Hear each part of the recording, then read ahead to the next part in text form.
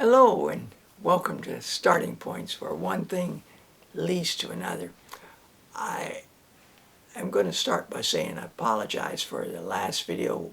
It was such a long video. I got carried away, and I was also suggesting things that, well, there's no reality. We can't have a discussion. It's one of the things I thought we could have about more or less leaving Eugenie at the aquarium. There wasn't a mention that she went in and maybe talked to one of the attendants there. It seemed well, there just wasn't enough detail. But those questions came up into my head, and thought maybe you wondered about that too. But anyway, let's see what we can do. There's several things that I wanted to just straighten up. I was praising Murray Tinkelman's artwork, which she creates depth and subtleties just by pen, strokes of the pen. Here he's used two colors, pens, a blue one and a black, and very three-dimensional effect. And I just, I feel like it's important to praise artists, because they're to do this kind of art, you've got to be observant, and that's a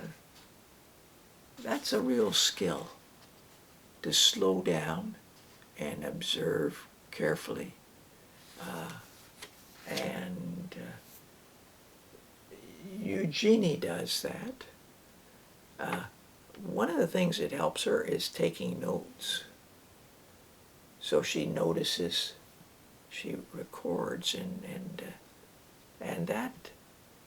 that is an assistance too. Her mother was very supportive, very in touch with feelings. Like the mother could tell that this was not the favorite thing to do, to go on the train into town to sit with me. There was just no other opportunity, and and the mother also took an interest in the fish, got caught up in it too. And I thought how wonderful that happened, that there was that connection that they would have. Winslow Homer, I had meant to share about him as well. His mother was an artist, and so he grew up having access to paints and paper and canvas or tools or whatever. And this is something his mother painted these flowers. So they encouraged him. So he had that support and early support from family members on something that you're interested in can be a big encouragement. Well, I didn't know whether, I don't have enough facts. I don't know whether the grandmother was that the maternal grandmother or the paternal grandmother. And sharks. Get on with it, Larry. Sharks. The superfish, Helen Roney Statler. Illustrated by Jean Day Zallinger. And again, the artwork is, and this book is alphabetical through the sharks, and nice information, great layout. Further reading, gosh, sharks listed by family. In the back cover of the Shark Lady, said, well, somewhere, 250 sharks.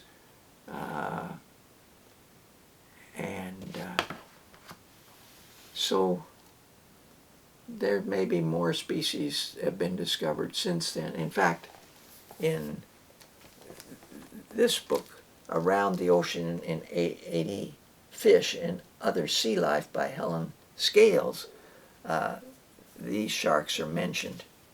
The basking shark, the great white shark, the remora shark sucker, the tiger shark, the walking shark, the ninja lantern shark, which is a newly named species, the bonehead shark, and the Greenland shark.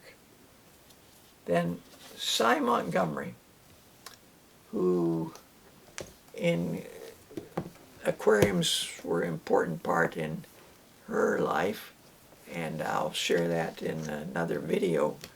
And she's written about the great white shark. And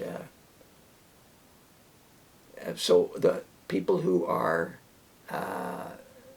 scientists in the field, the people who are studying the sharks, she's interviewing them, learning from them, writing up, and the photographs are taken by Keith Ellen Bogan. This is a,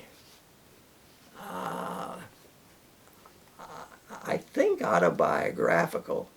There's other books that I've really enjoyed were autobiographical, and I think this was autobiographical as well.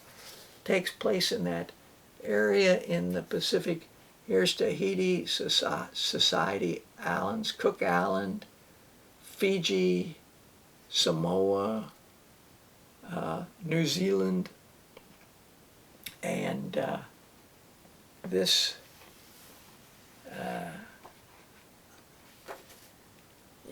chapter 1. I'm only going to read the first page, only the first page. You see, said the White Knight to Alice, it's as well to be provided for everything. That's the reason the horse has anklets around his feet. But what are they for? Alice asked in a tone of great curiosity. To guard against the bites of sharks, the knight replied. That's a quote from Alice in Wonderland. On the deck of a cutter sailing from Nuku'alofa, and I said to the Crown Prince of Tonga, what are they for, these broken coconut shells strung on a bent twig?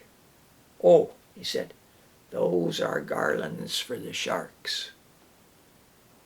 And those wreaths of flowers on the deck, I asked. Necklaces. Sometimes the sharks prefer them. And the rope with the noose. Oh, I'm going over onto the next page. Just the first paragraph. Another necklace. But we don't say very much about that. Not just yet. By the way, he added, I hope your conscience is clear. I mean, I hope that you are at peace with everyone, that you have had no quarrels. The sharks won't come if there's any ill will at home.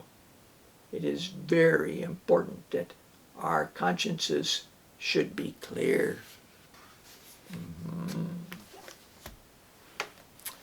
Patrick O'Brien.